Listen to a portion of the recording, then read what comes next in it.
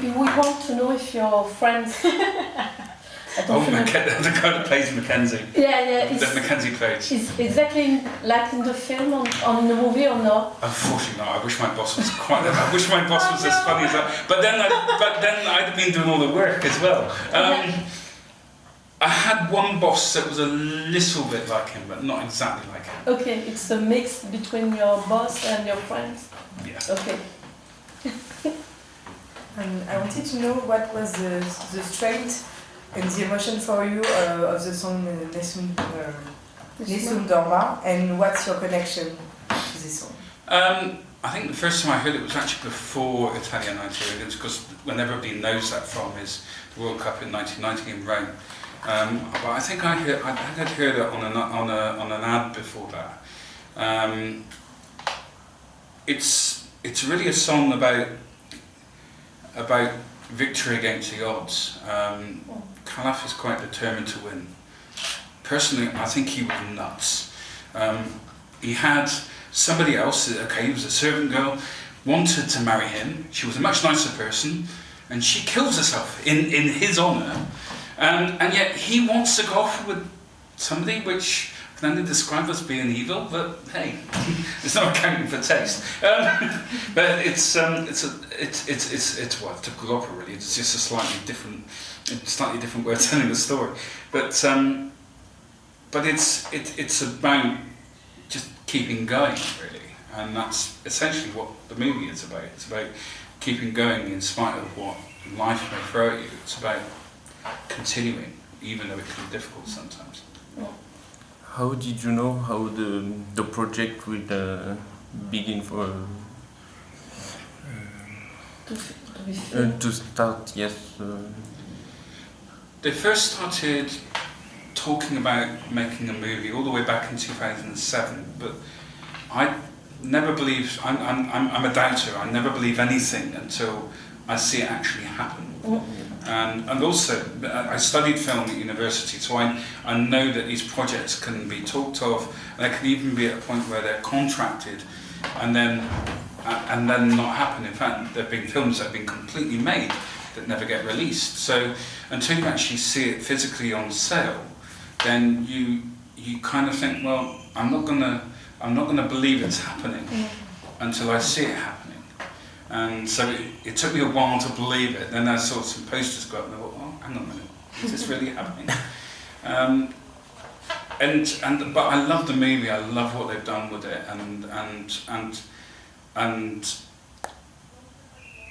Venice has never looked quite as beautiful before. There's some great shooting in the movie. The cinematography is great.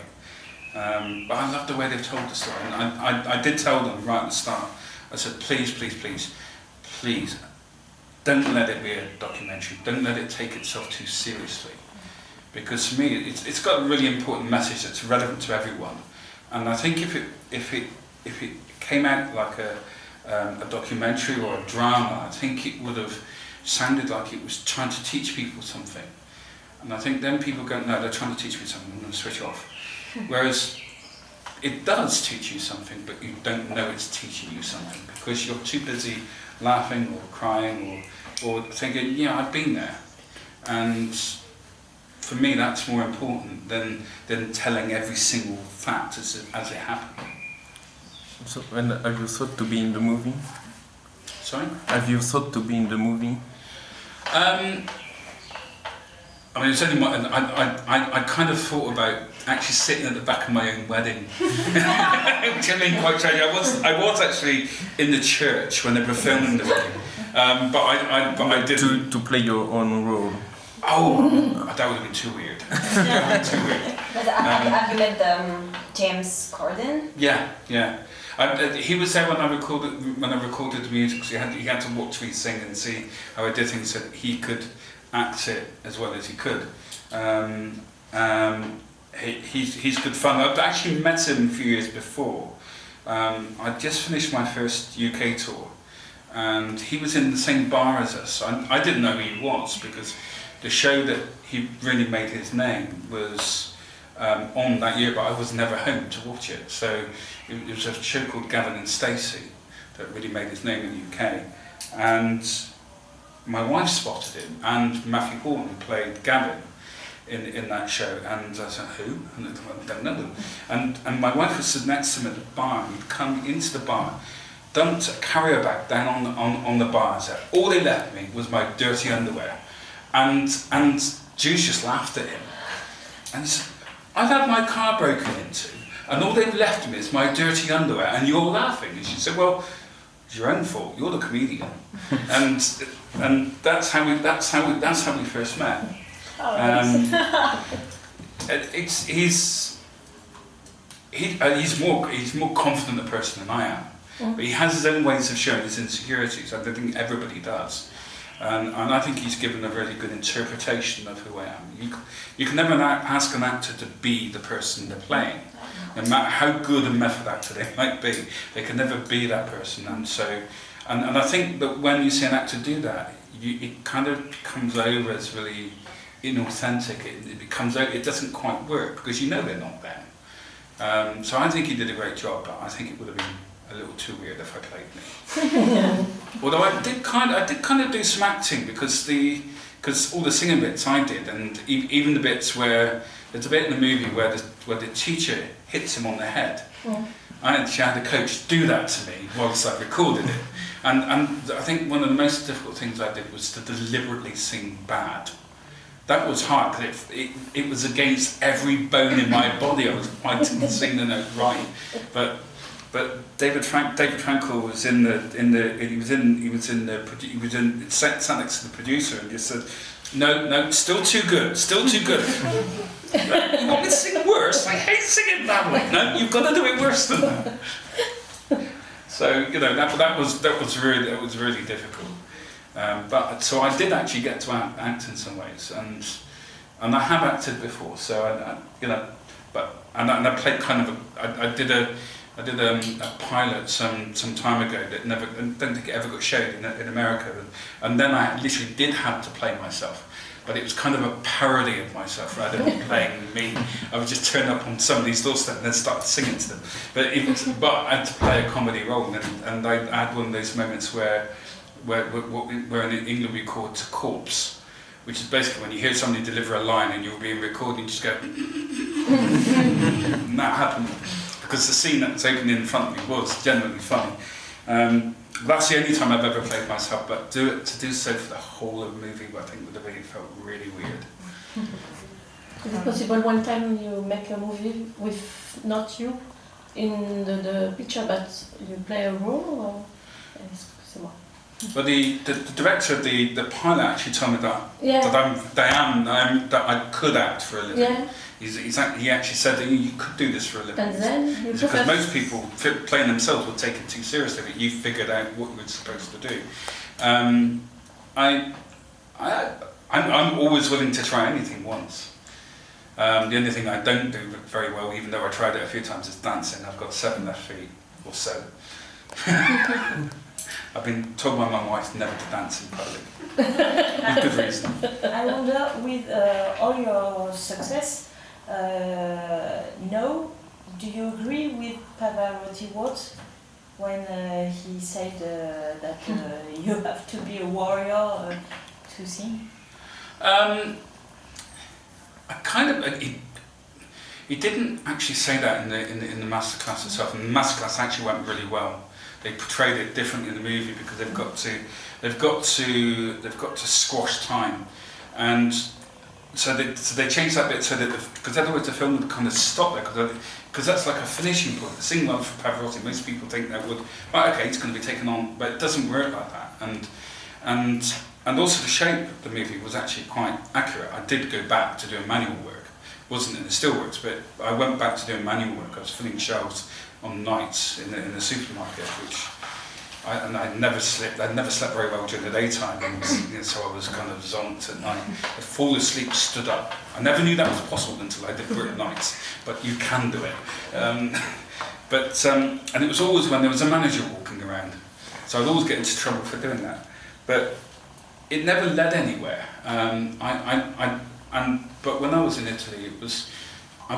When I was there, I was a singer, and that's all I dreamed of being. But I just couldn't see a way of making that happen because to actually take a moment out of your life and to really push yourself at something, you've got to take a lot of chances. And you can get avenues to do that if you really want to stick your neck out. And the people in Italy that were teaching me believed in me, but I didn't believe in myself. So I just couldn't take that step of saying, right, this is me, this is what I'm going to do, but I need to get this loan or that loan and trust that I'm going to be able to pay it back. And so I couldn't make that final step. And I also worried that singing professionally would make me love singing less, that somehow it would become like my job. And thankfully, I've learned over the last 8 years that actually, no, it doesn't. And for some people it does, but I still love doing it. It still creates a fire within me the way it always has done, but it does scare me. I find even after 8 years, I've done something like 650 shows in the last 7 years, and every time I get onto stage, it scares the living daylights out of me. But it's my equivalent of doing like a bungee jump. I would never do a bungee jump. I'd never jump out of a plane, anything like that. I can not willingly jump out of anything. My wife might feel like pushing me out sometimes, but I could never jump from something like that. But go onto stage is a bit like doing that. I think you have to do something that scares you regularly, because that's the only way that you can push yourself to your limits. But it does scare me every time I go on stage. I had a great concert the weekend in Germany, and I'm always sort of really nervous before I go on stage, and that will never go away because it means something to me. If the nerves went away, I think it'd be every day, like a 9-to-5 job. You know, when I went out to sell phones, if I didn't sell a certain number of phones, it's just the end of the day. But if I miss a note in a concert, I'm furious with myself. So it means something to me, and you know, in a way that nothing ever did before. Did you finally sing in front of Pavarotti? Sorry? Did you finally sing in front of Pavarotti? I didn't get to sing in front of him afterwards. I'd have loved to. A newspaper in the UK wanted to take me to meet him again back in 2007, but unfortunately my diary was full, his was fairly full, and we got to September because he died that September. I still remember the day. I was in Copenhagen at the time, doing some performances there, and you know, his voice is a big loss to the world, but at least we can continue to listen to it. You know, the many recordings of his, and you know, he had a very easy technique that he always looked effortless when he was singing. So you still love him? Yeah, I love his voice. There are many. There are other singers that have influenced me as well, like Carreras, who I admired his courage, the way he came through leukemia, and had that aggressive treatment and still sang. God only knows what he would have been like as a singer if he didn't have leukemia, because you know he was an absolute world beater before he got ill. But to go through chemotherapy and to go through leukemia, and it's a terrible disease, and to continue performing through that just takes an immense amount of courage. Do you feel that with your experience and your story, people got inspired to maybe try Britain's Got a Talent, for example, Susan Boyle? Do you think that your story inspired other one to take the step? I hope it does, because, and not just to go on a talent show, but also to push themselves in their own lives and to take a chance for themselves.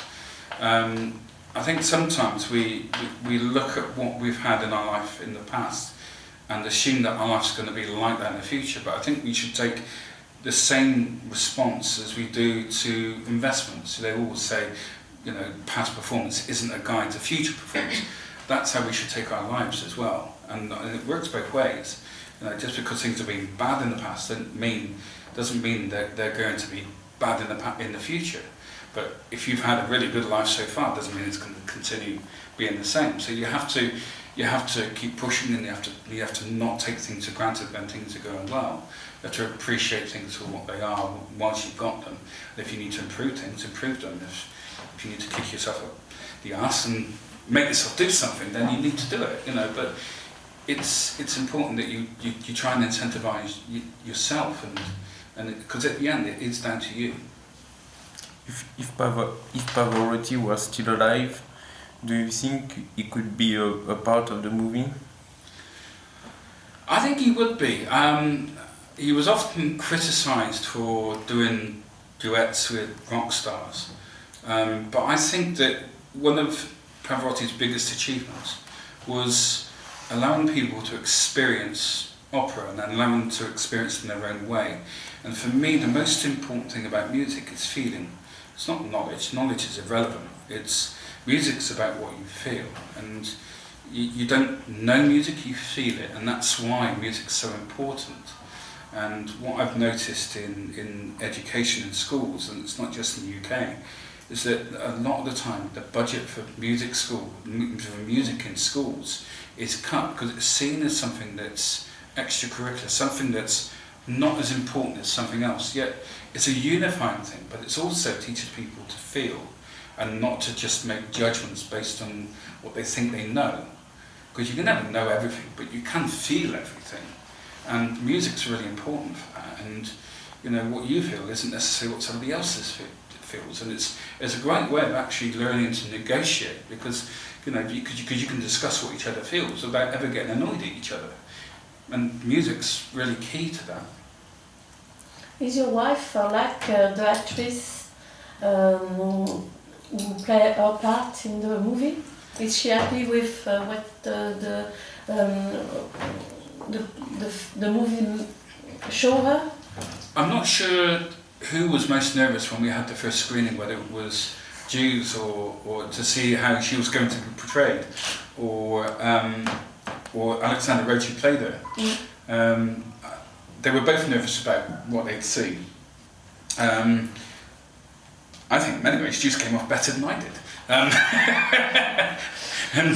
Because but Jews is very much her own person. She has a cheeky sense of humour, which is shown in the movie. But her and Alexander aren't too dissimilar. And Alexander only comes. She comes from a town that's only about 30 miles away from us. So she's only 50 kilometres away from us. So she has a very similar sense of humour. And her take on things is very similar. She's a charming person. And I think Jesus' character was very well developed in the movie. And I like her character. I love her more, but and if she was here, she'd be going because I'm not allowed to say nice things about her in front of her because it makes her do the finger down the back of the throat. But she's not here, so I can be as romantic as I like. But Jules has always been the person that's there.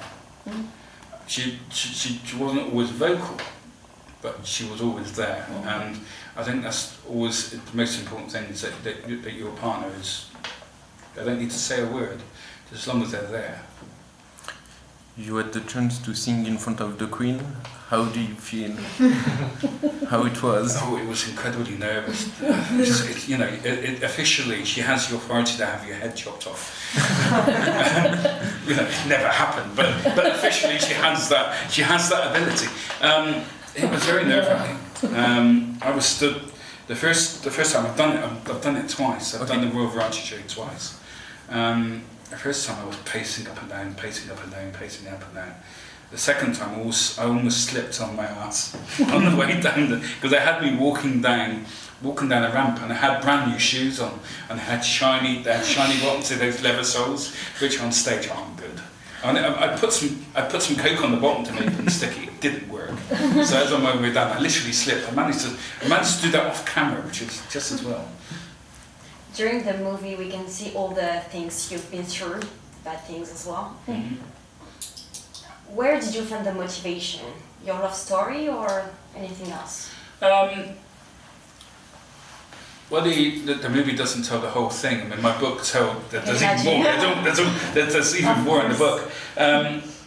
I just try to keep going. In real life, I sometimes felt that I didn't deserve to find a way out. I did get to stages in my life where I felt that my life wasn't worth living, but I didn't deserve to have that way out, and that because a lot of people see suicide as a coward's way. So it actually takes a lot of courage, and you have to have a certain amount of faith in what you believe. And anybody who feels that suicide is a coward's way really doesn't know what it really is to be in that position. But I just tried to keep going from one day to the next and to the next. And in many ways, as much as I hate what I went through when I was a child and a young adult, it has helped me, because that's how I still take life. I still take life a day at a time. Because I think sometimes it isn't the hopelessness that kills us. Sometimes it's the hope. It's hoping for something better and not seeing it come. And we get that false hope sometimes by looking too far in the future and trying to expect something to come, rather than just waiting for it to happen. Do you bike again? Sorry? Do you bike again? I have occasionally. I do actually drive now, so I don't need to cycle as much. That probably shows. Well, I've no doubt that it shows. I have cycled since, but I'm naturally clumsy anyway. I did a performance I've done many performances in Korea. I've been there 22 times. And there was one live performance I gave in front of, there was about 12,000 people there, and with a live orchestra on stage. And there was some condensation on the stage that I didn't see. And again, I'm wearing slippery leather-soled shoes. And this time, I did go flying. And most of it was cover, but they managed to edit most of it out. But of course, I didn't know whether it was going out live or whether it was being pre-recorded. And so I just kept going. I slipped, literally went down like I'd been shot, and got to the microphone and sort of pulled myself together and just started singing as if nothing happened. But life, I think, has taught me to just keep going. And I think that's important for so many people. That often they find an obstacle, and it can stop them and they can restart. Whereas you can actually just keep going and keep going from where you left off. You don't have to take a complete step back. You can just keep going. Do you feel that the obstacle experience make you start and continue a career, maybe with a state of mind more modest, more careful? I'm not sure it's made me more careful.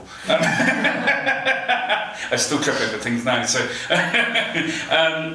I think you end up learning to form better. And I think it teaches you to deal with the obstacles better, and sometimes those obstacles hit you harder than others. But I think in the end you just have to try and keep going, and you have to listen. The one voice you must never ignore is your inner voice. What is your inner voice telling you? That gut feeling. That gut feeling is rarely wrong. It's our own instinct of what we should do and what should happen. If you ignore that, then be prepared for something to happen, because you really must listen to your inner voice. It's the most important thing.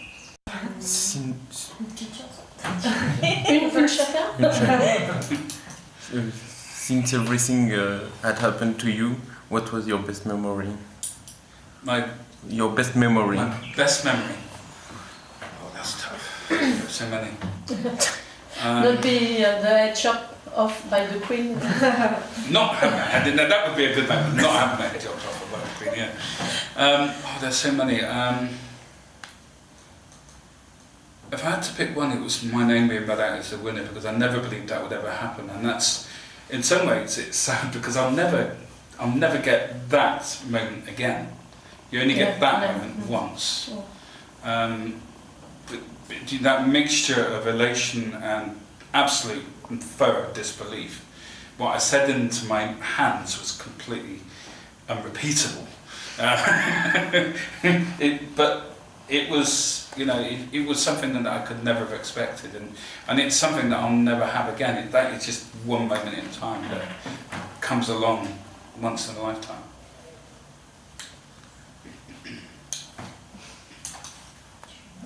Yeah, I would like to know something more personal. What was your feeling when you won in Britain's Got Talent? I literally thought that I must have been dreaming. Because there's no way on earth that could be happening. When I flipped the coin, I never thought that would happen.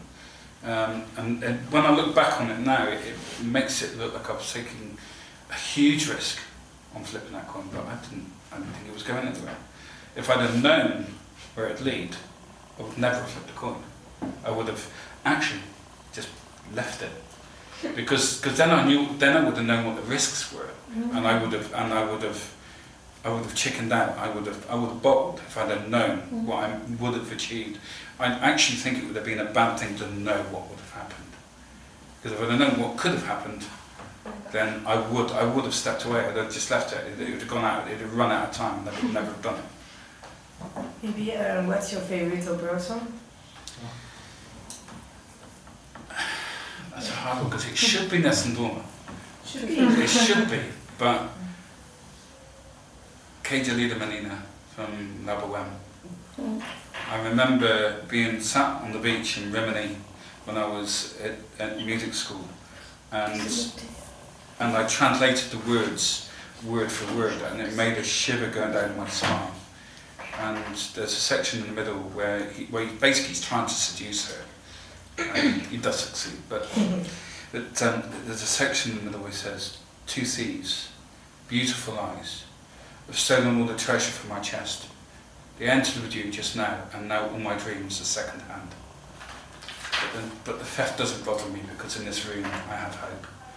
And I said this on stage in New York when I gave a show there a few years ago. Illico Giacosa, who wrote the libretto for Bohème, they couldn't have been wanting for a date anywhere, because if you can come out with that chat-up line, basically you've pulled. That woman is going with you. If you can create that line in the right way, the way he does, then you're there, basically.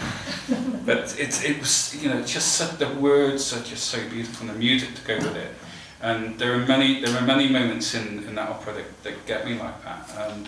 There's a section when Mimi's about not far off dying, where she turns to Rodolphe and says, my love for you is wider than the ocean, and you are the whole world to me." And moments like that in the opera just make me cry. And it's an incredible piece of music. And I actually put that into my wedding card to Jews on our wedding day. And all I got was I love her.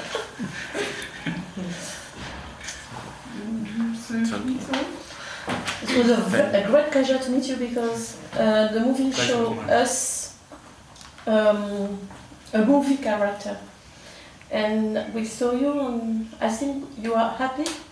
You are happy of your life, and it's a pleasure to see that. Thank you for coming. Thank you.